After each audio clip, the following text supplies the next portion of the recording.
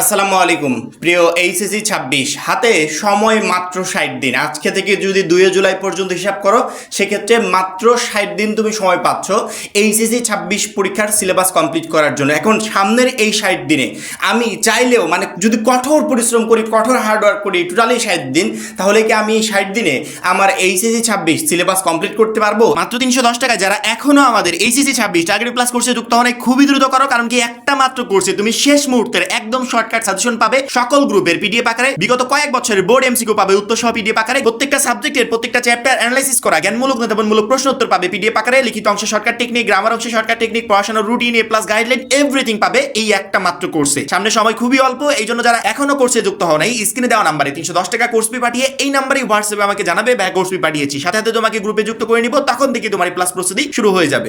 আমাকে রেগুলার শিক্ষার্থীরা এই বিষয়ে প্রশ্ন করছে, ভাইয়া আপনি টেস্ট পরীক্ষার সময় যে সাজেশনগুলো দিয়েছিলেন ওই সাজেশনে কি এখন বোর্ড পরীক্ষার জন্য ফলো করব? কারণ কি বোর্ড পরীক্ষার আগ মুহূর্তে আর কোনো সাজেশন আমরা নতুন করে দেখতে পাচ্ছি না।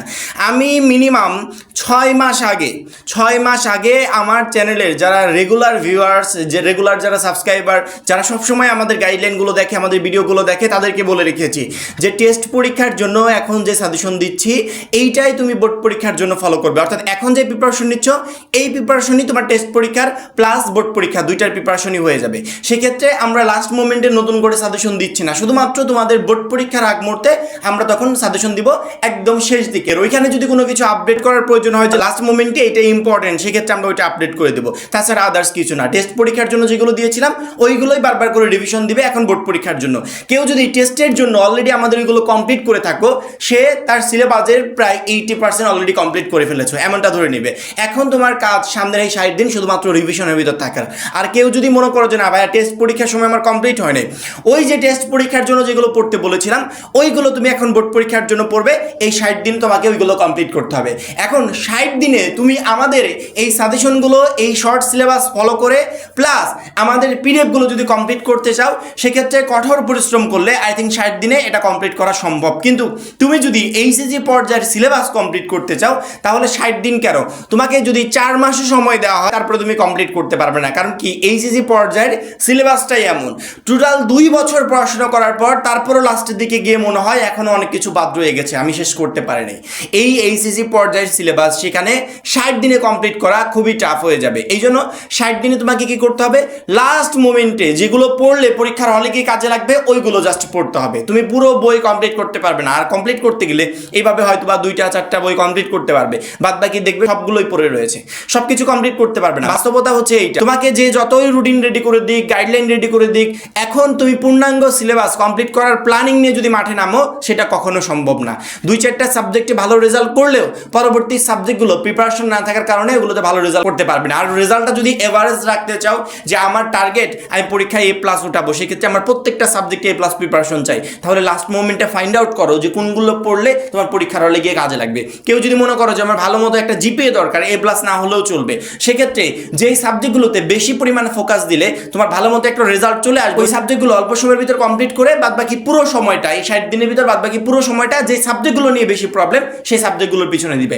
এইভাবে তোমার সাবজেক্ট ওয়াইজ গাইডলাইন রেডি করে নাও যে এই সাবজেক্টের পিছনে আমাকে এই কয়দিন সময় দিতে হবে, এইটার পিছনে এই কয়দিন সময় দিতে হবে, এই সাবজেক্টের সকল চ্যাপ্টার না পড়ে আমি এই চ্যাপ্টারগুলো পড়বো। অলরেডি আমরা বলে দিয়েছি যে কোন কোন চ্যাপ্টারগুলো 26-এর জন্য ইম্পর্টেন্ট, সেই চ্যাপ্টারগুলো তুমি ফাইন্ড আউট করো, সেই চ্যাপ্টারগুলো কমপ্লিট করার চেষ্টা করো, তাহলে হয়তোবা এই 60 দিনে তুমি তোমার সিলেবাসটা কমপ্লিট করতে পারবে। কিন্তু যদি পুরো বই পূর্ণাঙ্গ সিলেবাস কমপ্লিট করার প্ল্যানিং নাও, সেক্ষেত্রে 60 দিনে কখনো সম্ভব না। এটাই হচ্ছে বাস্তবতা। এখন আমি তোমাকে এই বিষয়ে গাইডলাইন দেওয়ার আগে তুমি একটু নিজে চিন্তা করে দেখো যে 2 বছর যে সময় পেয়েছিলে, এই 2 বছরে তুমি কি করতে পেরেছো, কতটুকু কমপ্লিট করতে পেরেছো, তুমি নিজেই বুঝতে পারবে যে 60 দিনে আদৌ সম্ভব কিনা।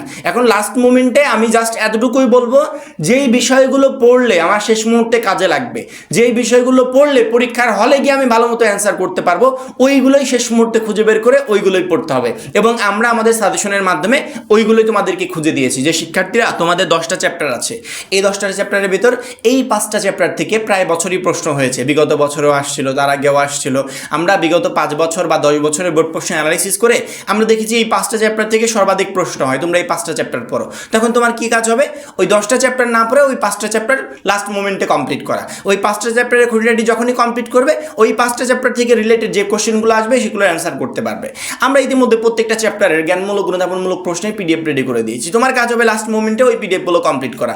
সেক্ষেত্রে এরকম আদার্স আরও যা যা পিডিএফ আছে, যেমন ধরো ইংরেজিতে প্রতি বছর হিউজ পরিমাণ শিক্ষার্থী ফেল করে, হিউজ বলবো না, এটা লক্ষ্য, মানে আমাদের টোটাল যে ফেল থাকে এইচএসসি পর্যায়ে হিউজ পরিমাণ, 14 লক্ষ পরীক্ষার্থী পরীক্ষা দিয়েছে, 4 লাখ ফেল, 5 লাখ ফেল, এরকম করে ফেলের সংখ্যা আসে। এবং এর ভিতর সবচেয়ে বেশি পরিমাণ যে সাবজেক্টে ফেল করে সেটা হচ্ছে ইংরেজি। আমাদের পিডিএফ কোর্সে তো পিডিএফ দেওয়া আছে, তার পাশাপাশি আমরা 1 বাই 1 ক্লাসও দিচ্ছি সিরিয়াল করে।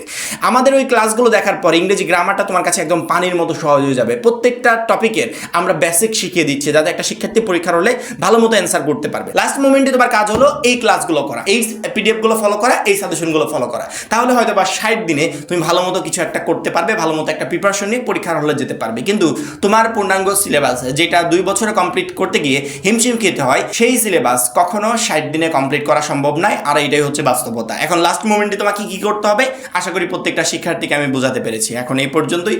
পরবর্তী ভিডিওর জন্য অবশ্যই চ্যানেলটাকে সাবস্ক্রাইব করে রাখবে। আর যারা এখনো আমাদের এইচএসসি 26 টার্গেট প্লাস কোর্সে যুক্ত হন, খুবই দ্রুত যুক্ত হয়ে যাবে। সবাই ভালো থাকবে, সুস্থ থাকবে। আল্লাহ হাফেজ।